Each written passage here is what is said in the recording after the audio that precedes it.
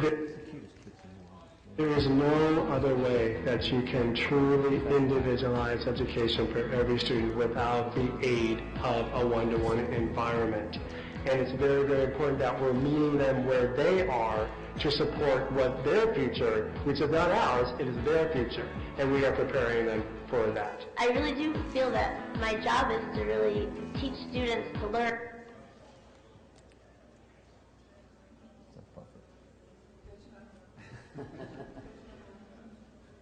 We've got great wireless access in here. We've got a little tiny pipe to the internet. Learn how to learn. When students are engaged and they're doing the work and they're motivated, somebody's cheerleading along the way, and they can create something that they're proud of, good learning happens. We were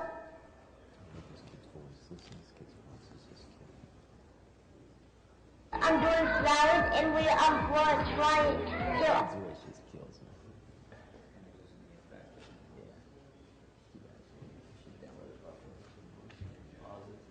set a math a problem. When you're doing project-based learning,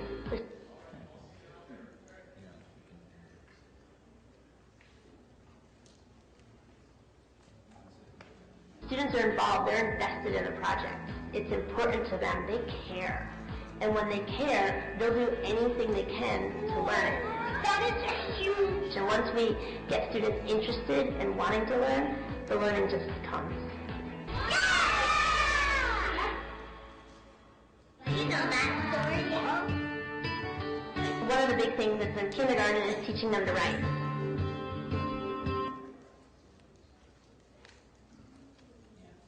I apologize about the video. I thought we had it all set up and ready to go. Why don't I pause that, and while I'm doing that, we can do some introductions in terms of what we've invited you to attend today. Thanks. That was Gregg Descheemaeker from Intel. He did not introduce himself, but he's basically the architect of this session, and as well as my boss, who is Debbie Roche. She's the director of the Office of Systems Integration inside of Health and Human Services Agency. She could not be with us today because she is at spring training. So let me just take a few seconds and welcome everybody to our session. And I can see that I can hear that I'm getting some feedback. I can see that there's a lot of folks out there that are working on their mobile devices. How many people have their mobile device with them? I'm kind of expecting everybody to raise a hand. How many people have spouses or significant others that think those are toys? Anybody? Okay, so maybe not toys, but how many people use them for fun? Okay, yeah, me too. Okay, so with us today, by the way, I'm Culp. I'm the Chief Deputy Director of the Office of Systems Integration and the Agency Information Officer for Health and Human Services Agency at the State of California. I have been expectant, lo these, 10 or 15 years, about the promise of mobility and of teleworking and being able to use devices that are untethered to be far more productive than we could ever think about being 20 years ago. So I've been watching the progress for many years, and it's been probably 6 or 7 years since I haven't been teaching online for University of Phoenix, and I did that for 10 years. So think back, do the math. I started doing that in about 1993. Or 94, and did that for 10 years, and then and so it's been almost 10 years since I haven't been doing it. So this notion of being asynchronous and being able to do things outside of your normal, your physical office is obviously not a new concept. And somewhere in that mix, I worked for the California Highway Patrol for many years, and we were trying to put together we did put together a mobile officer environment for the patrol cars, and it included it was about to include a component of a handheld device. So we had laptops in the cars, but we were about to put together a handheld citation device. So the two gentlemen that we have with us, our distinguished guests today, have some ties to both of those kinds of parts of my story. Robert Gravina is the Chief Technology and Information Officer for Poway Unified School District, and that's his video that we're about to see. And he's going to talk to us about that experience and sort of related to how they're using mobile technology in Poway Unified School District. And then we have Barry Zimmerman, who is from Ventura County, and Ventura County has always been a leader in my world for mobility.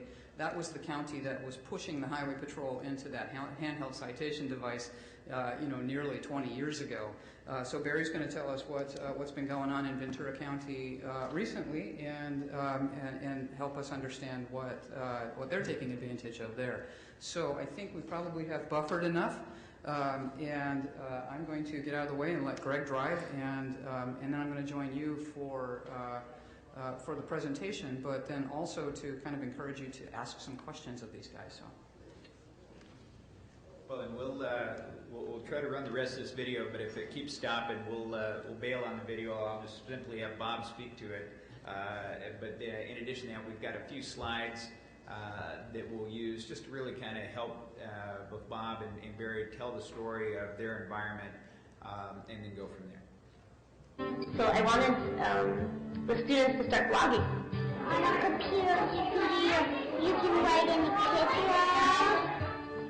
And then after a few weeks, they get very excited because I tell them they're going to have their own blog. I write it about my cat. The problem solving is remarkable. Capture, got it, move. I'll stop and think, you told me this, but what if we did this, or what if we did that? So it's just taking it to a complete different level. She really empowers them to find the information out for themselves. And the laptops allow them to do that. And it also allows them to have confidence in themselves when they're working together or in teams or even individually. They know they're going to get it. And when there's an issue, they can look towards each other or Mrs. Power. But ultimately, they know that their learning is in their hands. They just don't want to get the information, they want to take it, and then what can we do to make our world a better place? And that's exciting to me. And these are 6- and 7-year-olds, and they're so interested in changing how they live now. So to me, it's pretty promising for our future.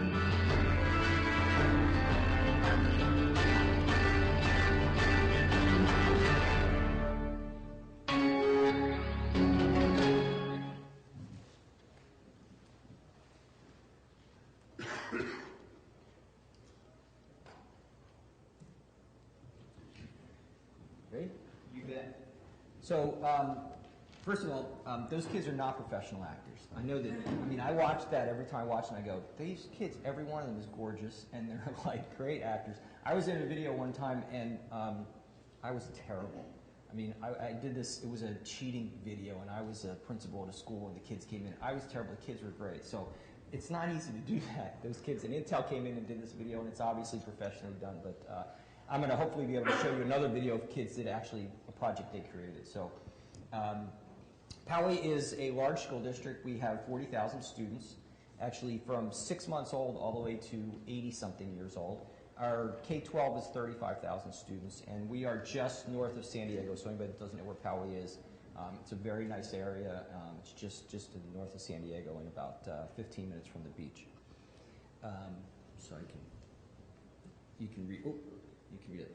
So I did a little bit of I read an article the other day actually, and I thought some of this was interesting. 78% of 12 to 17-year-old kids have cell phones, and nearly half of those are smartphones, so it's growing. If you might imagine, the kids are the ones that are pushing this, right? So the kids are the ones that are bringing the mobility into the enterprise, into the workforce. They're the ones that are coming to their bosses and saying, you know that laptop, that big old clunky laptop you gave me, I don't want that.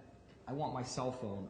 I don't want the one you want to give me. I want my iPhone, or I want my Droid, or I want the phone I want to have. And there's a lot of research about this too, that if you give this to people, they're more productive. So if you give them the tools that they want, rather than giving them the tool and saying, here, figure out how to use it, Give them let them use the tool they want and just tell them what you want them to do with it, and they'll figure out how to do it. They're much more productive. Same thing's true in school. The same thing is true for kids today. And Berkeley and the University of Maryland are kind of heading up some research about this, about brain research and about how kids learn differently. And literally, their brains function differently than ours did. When they're learning, different parts of their brains are firing off than when I'm learning something, or when adults are learning something. They literally learn differently because they've been born into a different world. So if you're teaching kids the way you used to teach them, they're not learning. And I'm going to show you a really good example of that. So one of four students are cell most internet users. So they use their cell to access the internet. In adults, it's only 15% of adults. Now I do, but I'm actually a lot more comfortable on my laptop or on my desktop when I'm searching the internet. Kids aren't. Kids are more comfortable on their cell phones finding information on the internet. You don't need to stand up there and tell a kid, when Abraham Lincoln did his Gettysburg speech, because he can find out in 3 seconds. And then this is a really interesting thing for me, because you hear about the difference between kids that have money and kids that don't have money, and those kids and the advantages they have. They call it the digital divide. If you haven't heard of that, it's a digital divide. So that digital divide actually is much more true with adults than it is with students. But actually, they found that in low-income areas, low-income students actually use their cell phones to access the internet more often than the other kids do. So it may be an answer for the digital divide as well, or at least to help us there. So we have three. When we talk about a BYOD, we're not talking about laptops. That's not really the only. What we want to do is we want to bring every piece of technology that's possible into the classroom. So whatever you got at home, bring it in. Doesn't matter. We'll figure out how to use it. And I know there's all these fears about, well, kids do things that they're not supposed to do. I mean, we had a kid. He went on our wireless system. He turned off his 3G on his phone. He was doing research. Or so he said. He went to his teacher. He said to his teacher, I can't get through the district filter, because we do filter, and I can't get through the district filter, and he was trying to get to something to do some research. He had turned off his 3G. He had logged into our wireless system. Now, that should have been a clue for the teacher, because there is no filter on your 3G, so if he was actually on his cell phone. He had put a keylogger on his phone, and the teacher put in his credentials so the teacher would unblock the site so the kid could do his research, and now the kid now has access to the teacher's everything, because he has his username and password because he had a keylogger on his phone. So, smart. I mean, kids are smart. They do things they're not supposed to do. So do adults, by the way. We have three different models of a laptop one-to-one. So we're very vested in one-to-one. We believe every kid should have a one-to-one device. We don't believe that's the only device the kid should have in his classroom. We don't know which model works best. There are three major models out there. There is the district-provided model, which we do, which is what you saw in the video. We provided each one of those kids about 5 years ago with a laptop and we trained the teachers how to use it. By the way, we spent about 6 months teaching teachers how to use it before we ever put a laptop in the kids' hands. And so we actually give the kids laptops, and they take them home, and they do amazing things with them, as you can see, as you will see. There's also a parent purchase model. We do not tell parents they have to purchase it, because the ACLU would not approve of that. But the ACLU has actually looked at our program and said, if you're going to do it, this is the way to do it. We offer parents the option of purchasing. Now, I can buy thousands of these at a much better price than parents, and I can turn over and give that price to the parents. So for about $25 a month, you get a laptop with a filter on it at home and at school. You get all of your applications loaded on it. If it dies, we give you another one. If it's stolen, we give you another one. If it breaks, we give you another one. We guarantee it'll work on our network. Whereas if you bring your own in, I'm not gonna touch a personal machine. My guys won't touch a personal machine, because if we touch it and it breaks, it's our fault.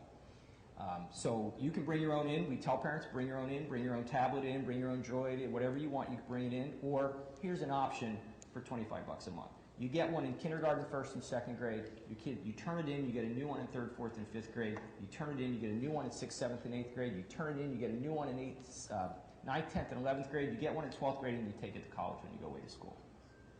For $25 a month, I don't think you could beat that deal. Most of our parents, 90% of our parents have participated in that.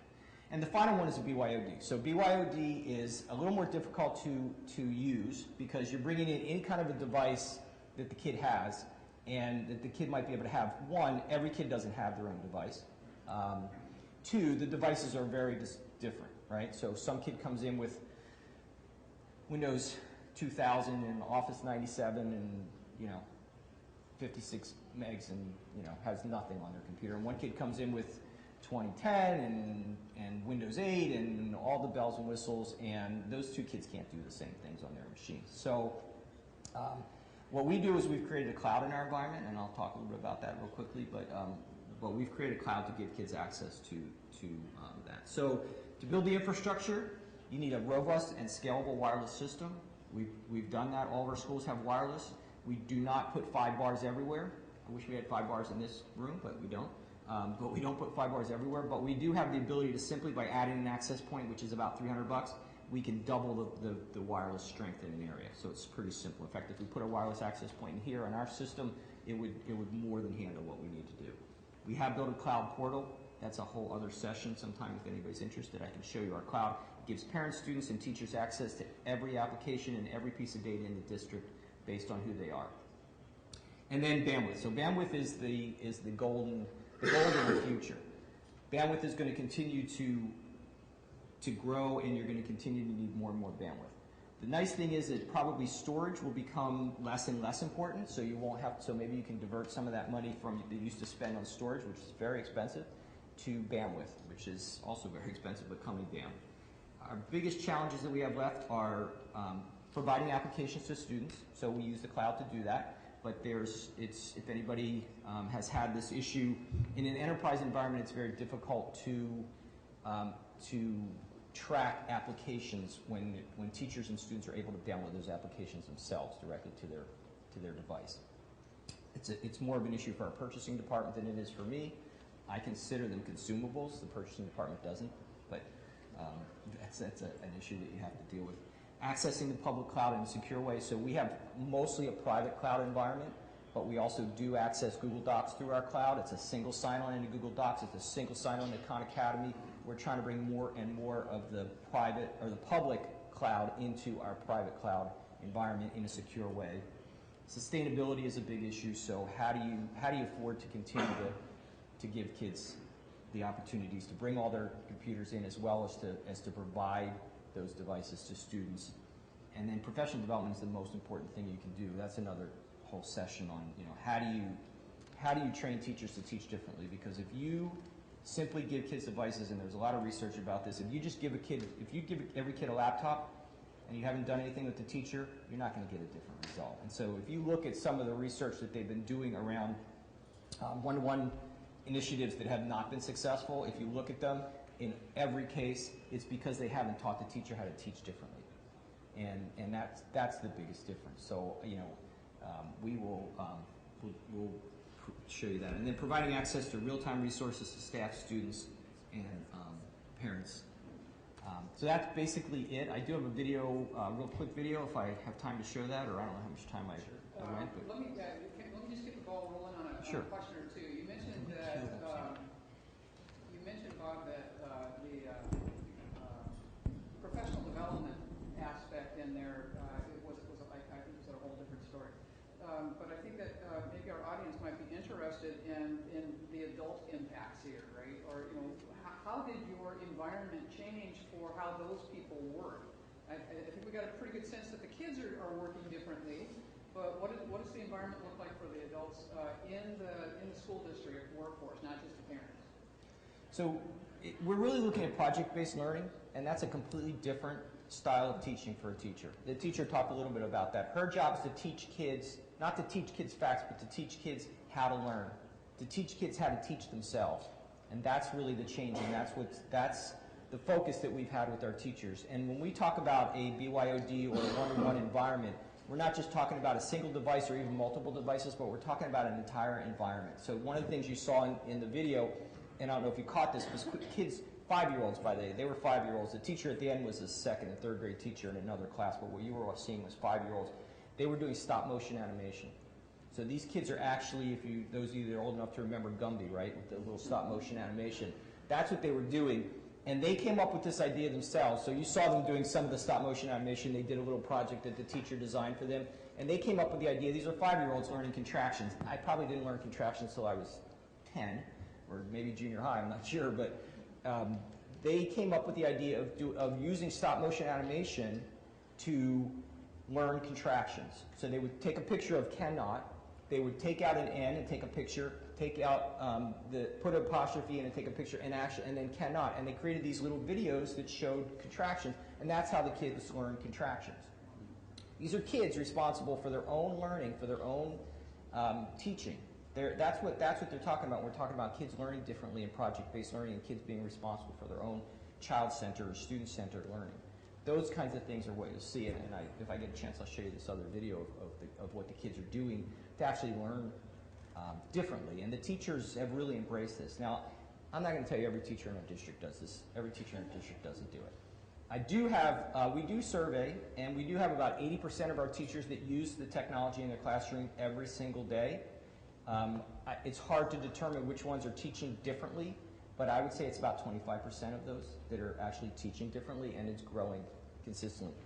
But professional development is a big part of that. You have to give the teachers the knowledge to be able to implement this in their classroom. You can't just expect them to know how to do it. Are there any other questions that people have? I have a question. Good. What kind of statistics do you have to show you whether the students are learning more or less, using this technology? So we're doing research on all 3 models. I told you we have 3 different models, and the reason we're doing 3 different models is because we don't know which one really works best. We do know that a one-to-one and environment does improve learning, and we have statistics to do that. The kindergarten classroom you just saw, 90% of the kids in that class were performing at the 90th percentile on statewide tests. In in every single category, those kids outperform their counterparts, and we do those comparisons. So we're keeping that data, and Intel actually is helping us to promote it. And write it up. So there is documentation. Anybody who tells you that a one-to-one initiative doesn't work, like I said, they're looking at a one-to-one initiative that didn't take professional development into account and didn't help the teachers to learn to teach differently. I was curious in the audience, who do we have in the audience in terms of folks from education or local government or from state? Go ahead and raise your hand if you're from the state. So almost the entirety from the state. Anybody from local government? Okay. Do we have anybody from education? So we have just a couple. But it's interesting. One thing I was going to comment on is, Bob referred to the students in BYO models, etc. But if you put yourself into your, can you hear me all right? If you put yourself into your environment, whether it be in a state agency or department or the local government, I would, if you take out the word student and put in employee, I think it's safe to say that a lot of the challenges, opportunities, and key learnings that have come out of the education space are directly applicable to what we face in the enterprise. And on the professional development side, right, we think of professional development for teachers in terms of the readiness they need to have to be able to use these technologies and really get effective use out of them. But think of the work that needs to happen with our management of our organizations. And if we're truly going to enable employees to work anywhere, anytime, that we probably have to fundamentally think or change the way we think about managing our workforce, which is a key takeaway, I think, of what we want today is asking questions along those lines and thinking what is it that we need to change on the human aspect of all of this. There's a question over here. You talked about providing your computers at a $25 per month cost. Could you describe a little bit more about your funding sources for that and any obstacles you had in setting up that type of program? That particular program we were assisted with Intel, so Intel made a donation to us. They also paid for the training from the One-to-One Institute, and then we did in-house training ourselves, so we have trainers on staff. But the machines themselves, we built new schools, and I was able to convince the principals at those schools to use some of their new school funding to pay for that. It's not a sustainable model. LA USD is about to do the largest one-to-one rollout ever attempted. It's 650,000 machines and they're using bond money to do that. Now, I don't want to tell LAUSD what to do, but that's one-time money. You're not going to pass a $400 million bond every 3 years to fund. It's got to be a sustainable model. That's where I'm looking at that $25 a month parent purchase, where parents have the option of either bring your own in, or you can buy it. By the way, when we gave that option to parents, within 2 weeks, every parent had come back to the district and said, after we opened it up, the kids all went home and said, "Mommy, I want what Johnny has." Because it's a great machine, and they can do everything, and they don't have any problems. So it's a great deal. You just can't beat that deal. It's a couple Starbucks a week. And then we do provide with district money to students that can't afford it. I think we're at about the halfway mark. Yeah, I was going to say, in Bob, the video that you have, why don't we save that till the end, and then if we have time, we can tee that up. But Barry, why don't you go ahead? All right.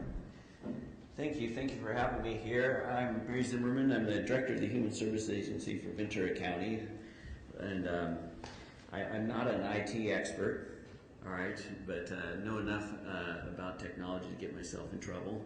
But very much a champion in what technology can do for a business, and that's what I'm going to talk about here. A little bit on our experience of what we're using technology to transform the way we do business, and it's really a cultural change more than necessarily an implementation of technology. And so we started with some ground principles on what we were trying to achieve and what our goals were, since technology is so advanced nowadays that almost there's a solution for every situation. And so we kind of took that approach and said, okay, instead of looking at a technology and say how we incorporate that technology into our business, say this is what we want to do, what is the technology available to allow us to do it? And that was the thought process behind it. So our goal was really to take field-based. Now, I run the Human Services Agency there, of which Child Protective Service is one area, as well as Adult Protective Service, and this is the thrust of the project. So our goal was to say, our maximum value of our employees is to serve in the community and be in the community. So the question is, the goal is how to keep them in the community and be as productive as possible. And that's the goal. So we looked at it and said, well, a lot of the information that they deal with in the environment of service to children or aged adults is that they have to have access to information. And so that's the key. It's information, and how do you get that readily into the field that a social worker will use. And so you're dealing with individuals that like to interact with people and deal with people, so putting a device that may hinder that or hinder their ability to work with people would be a deterrent. And so we needed to come up, and so tablets was the choice. Now 5 years ago, this couldn't have been an option. Laptops were about the only really viable option, but now, due to advancement in technology, a tablet became more favorable in the eyes of the workers to say, hey, that's less intrusive, it's fast, it's easy to work with, let's give that a shot. So that's what we did. So let me describe a little bit of the results of what transpired here. So we took most of it and ran this and said, okay, a lot of the tablets, whether it's an iPad, Android, or whatever, it really doesn't matter, because our platform is built on access to our site, access to our webpage, to get us drilled into our backbone and so forth. So we just need a device to work through the internet. But these devices are very powerful with native apps and applications that can be used. And so also that was looked at and say, hey, what are the tools now that we can equip you to be in the field to not only get information, but also to help you in your job? And so this is one that came up, and these evolved from the worker level of asking them of what would benefit you. So this case here, and this is an illustration using Google Earth. And we would use that at our office and go to Google Earth and say, okay, this is a house we need to go to. This is the neighborhood. I've never been there before, so I want to look at the surroundings, what's going on. But the actual scenario of this case here was that a worker had to approach a home in which law enforcement was involved. Now, automatically, there's a safety issue when law enforcement is with you there. Not only that, what complicated it, you know, a little bit in Ventura County, we do have rural areas. This was a rural compound surrounded by a fence and other buildings to get to the house. So what they did was they said, hey, I got my mobile device there. They sat it on the hood of the police car, pulled up Google Earth, and the four of them sat around the hood of the car, looked at it and said, okay, now this is where we can position everyone, and this is where we'll be if you get in trouble, and this is where you can go into the house and we can see the entrance and all that, and it worked out marvelously. Prior to that, it would have been somewhat guesswork. So how do you measure that? We don't know, but as far as the report backs, now that has given a tool to equip the worker to be more proactive and safe in the work environment there, which prior to that, we did not have that ability. Also, we were just taking a look at off-the-shelf items, the scannable forms, and accessing those now to the productivity of the worker.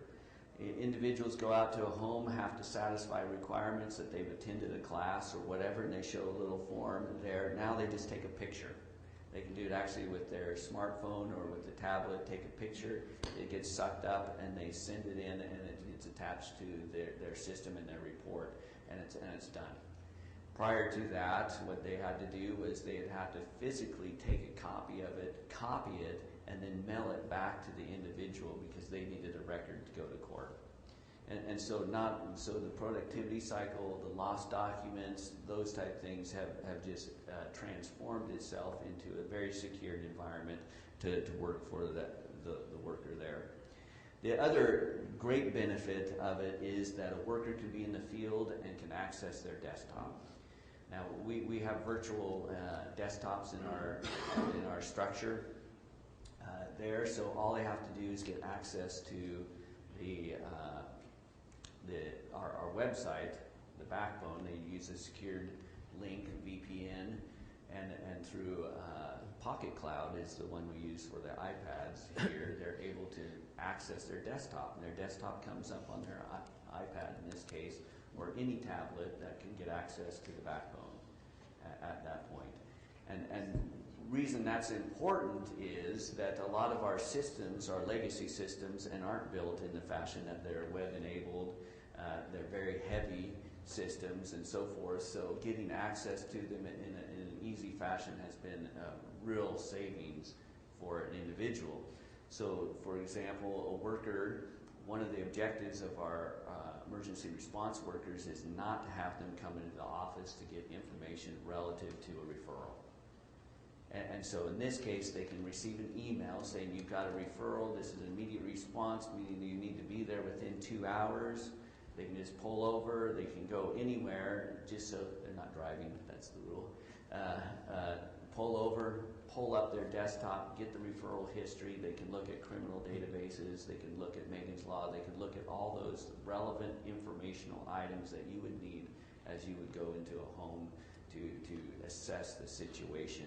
So not only does it save time, in particular if they're away from their office, when they have a certain number of locations throughout the county of travel time, but now it gives them the ability to make a correct assessment in the field of what's going on in a particular case or not, where otherwise they would have assessed it on that, come back, done research, and may further then intervene with that family, based on the needs and the historical aspects of what's going on.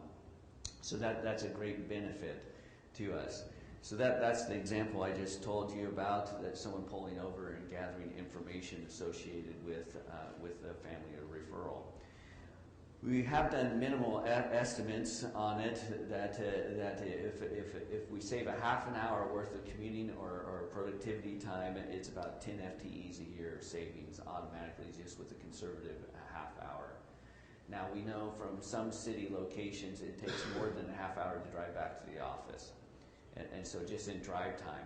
The other aspects of it is now that we have these and they're somewhat fun to use, that the workers are more adept to type on them or do dictation into them to do their notes, so they're not transcribing notes twice.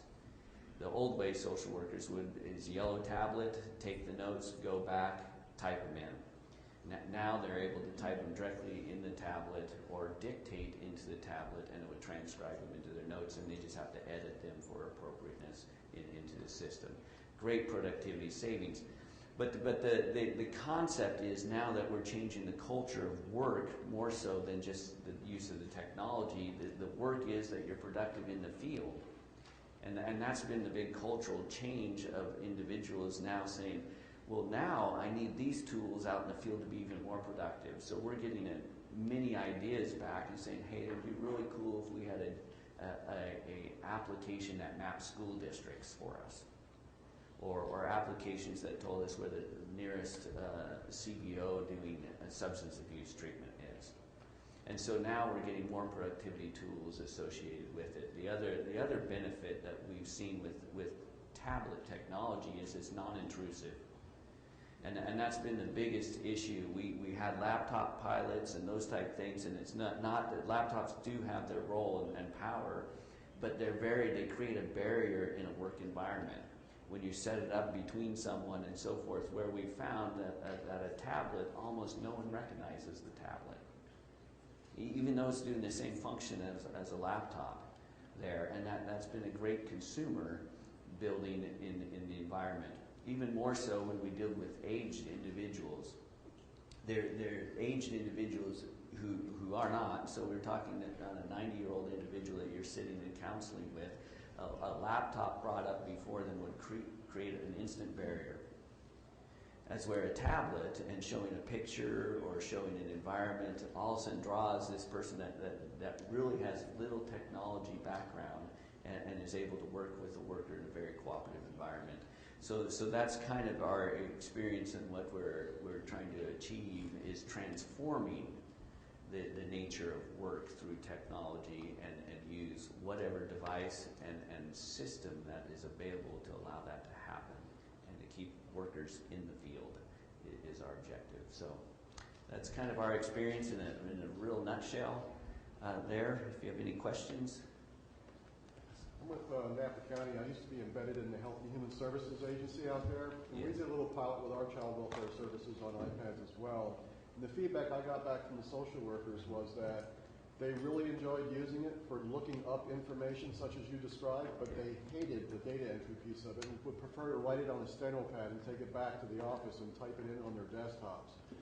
And we tried both going through the state web portal on the iPad directly, as well as VPNing into the network, and then using remote desktop control on the desktops. So how did you get your workers? What did you do? How did you prepare them so that they were more open and enjoyed doing the data entry? Well, I don't know if they ever enjoy data entry. I mean, in that regard, because we used to have the battle when I started the battle of that they wanted typists to actually type in their notes, and so it's very much a cultural thing with social workers that they don't like to do data reporting. So our big thrust is that we've really buckled down on saying it's an expectation of work. And the expectation of work is that you're going to be productive. So the question is, how are we going to get that productivity out of you? And so my objective is that I want you out in the field 6 to 8 hours a day. So tell me, how are you going to do your notes? And so we've done several things with that. With those that hate typing, we've given them digital recorders. And so we've had digital recorders in which people do it, and then they plug it into Dragon Speak, and it types it for them in that regard. We have some people reluctant to do that, but they're falling behind in the productivity standards. So we do have generational gaps within our workforce, and we recognize that. We have some that have done 30 years writing on a stencil pad and saying, well, how am I transforming to this now? And we have a younger generation, because we've hired a lot over the last number of years who almost expected this walking in. And so we kind of have this transformation occurring within our own culture at this point in time. So it's not perfect, I would agree, but it's a lot better than it was. And as they start to work on it, and we've really pushed to work on it, we're getting greater cooperation, if you will. Now, there are some with CWS, some of these heavy systems are not the easiest to work with. And we found that they're not easy to work with on your desktop or with the tablet. So to say that it's better to go to the office and work on it is a misnomer, and we've kind of put that aside and said it's no different. So the question is, how are you going to do your work? And so that we've done. We've had harder problems working with entities that work with us. So for example, the court systems. So we transitioned everything into electronic court briefs, that we work with all our attorneys that way, our attorneys, children's attorneys, and so forth. But the court makes us print everything out. And the court doesn't do electronic signatures. And the court, so that is more of our hindrance in advancing some of to integrate it. So this is the way of doing business, is all the partners connected with the system are not on the same page there. Thank you. And if I may ask just one more question. I'm presumed that while you're out there doing the calls that you use the iPad to take photos of the children when that becomes necessary? That's correct. I'm curious as to how you mitigate the risk of loss or theft of the iPads for privacy issues of the photos on the iPad. All iPads have, they're password protected, and they have software tracking them, so if they ever get lost, they can be wiped clean from that. Now the security, and that was the chain of custody issue, was the big issue when we rolled these out, saying that, and I asked the question, well, how do you do it now? Well, they take a digital camera out with a card in it, and I said, well, what's the difference between that and an iPad? And then it came out, oh, there really isn't any difference. I have to secure that little card as well as the iPad, so my duty is still to secure the device that has that electronic image on it. And so that's what I'm talking about when there's a cultural change to occur with the expectation of work is more important than necessarily the technology and throwing up barriers in that regard. Yeah, I had a question with regards to with the change in like the tools and like you're saying the expectations. Did you work with the unions at all to? I mean, basically they're doing the same type of work that they were doing. It's just that you're kind of asking them to do it in a different way using different tools. Did you have any issues with the union? Or we did not. Fortunately, we did not have any issues with the union in that regard. Now, we didn't impose it. We rolled it out through a pilot activity that kind of softened the issue. And we did the pilot to look at mobility of a worker. And so what we did was we gave them a group laptops, we gave a group digital recorders, and we gave a group iPads, a tablet. And then we ran that for about a 6 to 9 week cycle, rotating it amongst a group of people, saying, okay, now you get this, and you're going to evaluate which system worked the best. And I think that helped because it was really employee-led. The other aspect of it is that we gave an expectation that we want people to work out in the field. The union has no objection to that. And so that was our push. Now, we're being overrun in our system with referrals right now. And so the question is, this will help the workers, and so timing was very good for us in that regard. Question for both Bob and Barry. Both of you mentioned the idea that, well, at least Bob did, I don't know if Barry did, the idea that people have brought their own devices into the workforce to improve their own personal productivity before the job has provided them those devices. What do you see coming up in the future that you think you're going to have to deal with here? So. Well, for me, I believe it's the cloud. I think cloud technology is really the future of all technology, and mobility is as well. So we're looking at, I don't know how many of you have kids in school, but right now they have these interactive boards, Promethean or smart boards or whatever, and they're interactive boards. I've seen some new technology. If you're interested, it's Patty Mays from MIT has done some work on mobile interactive technology, and it literally it's about $300, and it just sits right here for right now. Eventually, it might even be built into your clothes, kind of like Star Trek. But you can actually go up to any area. It recognizes signs, so you do this. It knows this is take a picture, and it takes a picture with your fingers. And you can go to any wall and interact with it. So it's not, you won't be stuck. It'll be totally mobile interactive technology. those kinds of things are happening. The cloud is the technology that's going to allow us to really be anywhere, anytime, get access to our information, like Barry's talking about, is access to your information, access to legacy applications, which is a big issue, right? A lot of us, you can't just go out and buy all new applications. It'd be nice, but you know, we're already the technology department's called a black hole because we spend money. Well, so you know, you want what you want and you pay for it. But the cloud technology allows us to actually be able to get in and use and get access to applications and data inside the network without actually being on the network. So for us, that's how we're looking at it. Yeah, and I would agree. The cloud, we're anticipating that we kind of have to also work in concert with our broader county IT. And so the big push is to go to more of a cloud-based environment, which will be a facilitator from even where we're at to a higher level, and that will be great. Bringing your own device is a big issue for us at this point in time there. I put out the edict, and part of this is there is a public perception issue associated with any tablet that you give a worker. It's viewed by taxpayers in that regard as a wasteful perk. It's a toy in that regard. We do have games on ours because we do interact with children and they play on the games. But, you know, and that was the fear of the policymakers associated with it. So my directive was that only if you're going to work in the field, you get a tablet. So that also helped with the union issue as well. No executive or manager has a tablet that's bought by the county. And so it only goes to field workers in that regard. Well, brought up, bring your own device. For example, I live by that. This is my own tablet here, and it wasn't purchased by the county.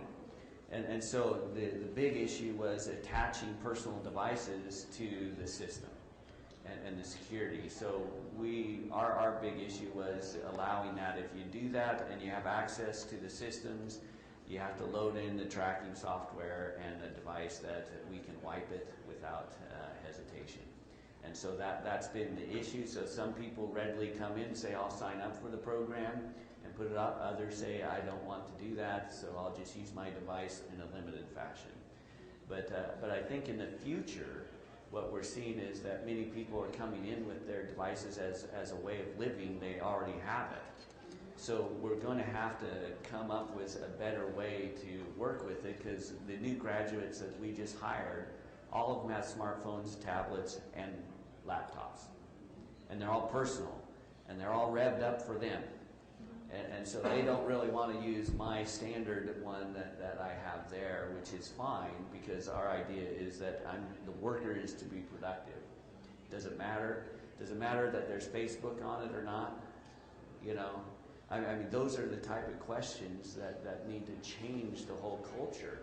Now, in my agency, we're very fortunate because we deal with the public all the time, so naturally we have to have Facebook.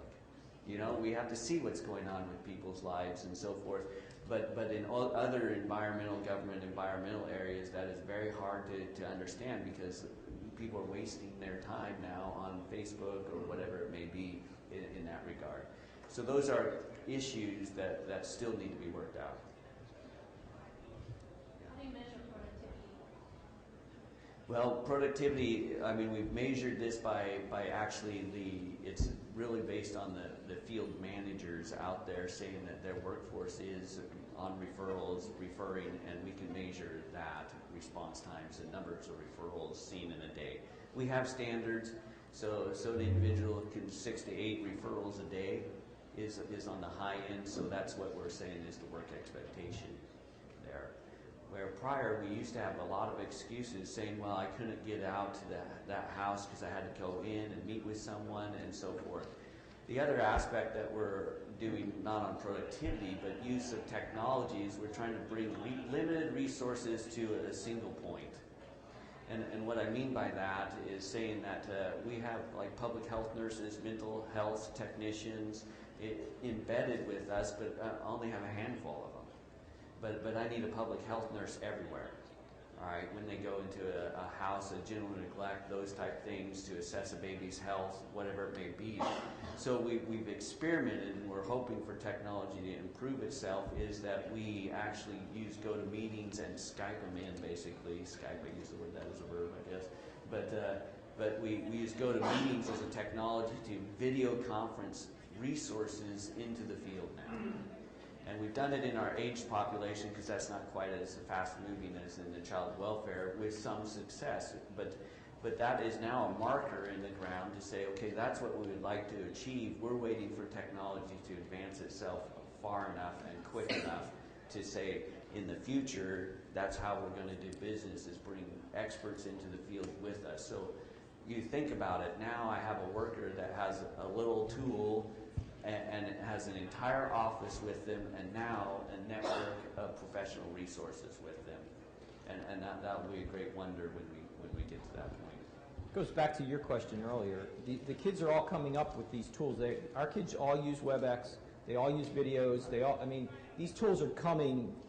If the business world and the community at large is not preparing themselves, the younger generation is going to push them to do that. And you can see by some of the statistics we talked about earlier, 78% of kids have cell phones with internet access. I mean, it's coming, whether we like it or not. You better get prepared for it. Thank you, Bob and Barry. We're at about time now, and I think we wanted to queue up the video. Video. Absolutely. And those of you who want to stay and see the video are welcome to, but thank you for attending. How about a nice little round of applause?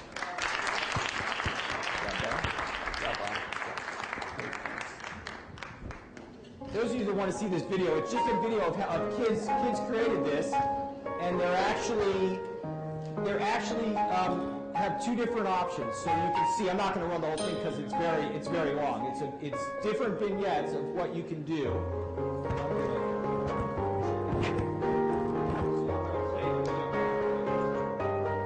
So here's the video. Now these are kids. Again, these in this particular situation are 7-year-olds, but they have created these videos to learn. So one of the things you'll see is about Henry Ford and how he created the assembly line and why he created the assembly line. And of course it's going to talk, so we'll give it a minute and I can fill in while we're doing that. But it's about so the kids have created this video, and at a certain point in the video, and there's 7 or 8 of these videos with different subjects. At a certain point in the video, you get to choose whether you want to see what would happen if you did this or if it didn't happen. And so the kids are actually creating these, and you can watch the videos, and other kids can watch the videos and see what happens. So let me.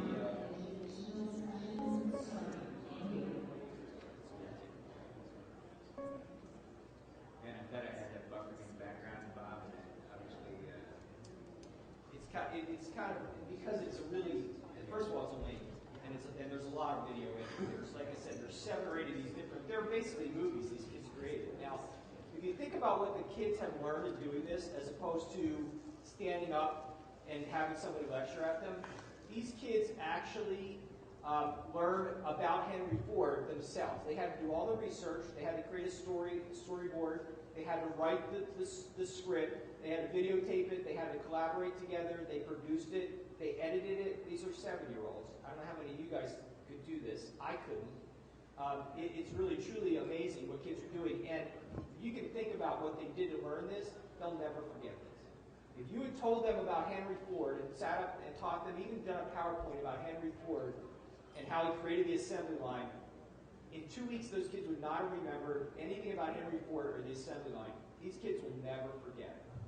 I'll give you a quick example while we're waiting for this to buffer.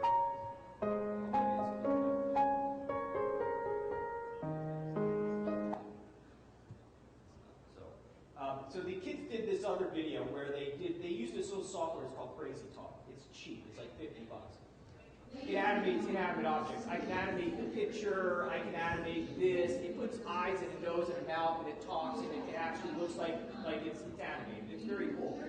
Very simple to use, very easy to use software.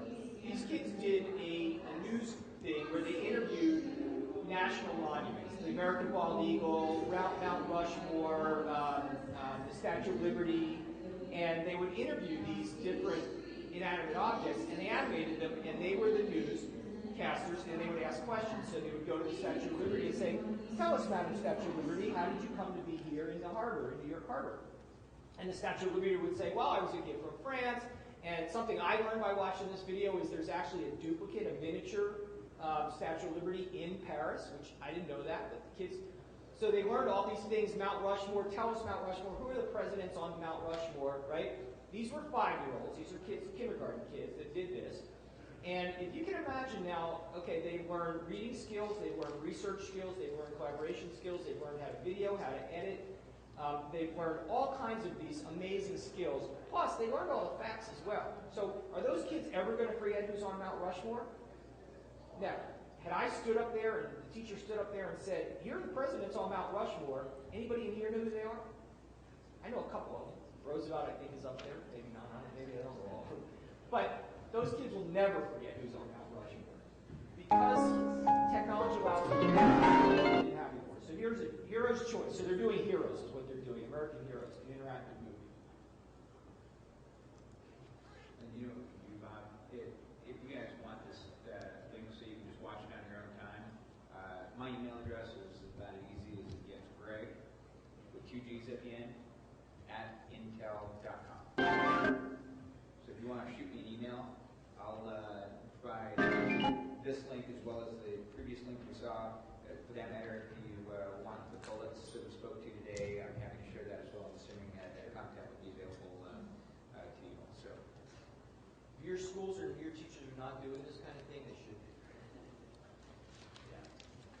guys, thank you so much.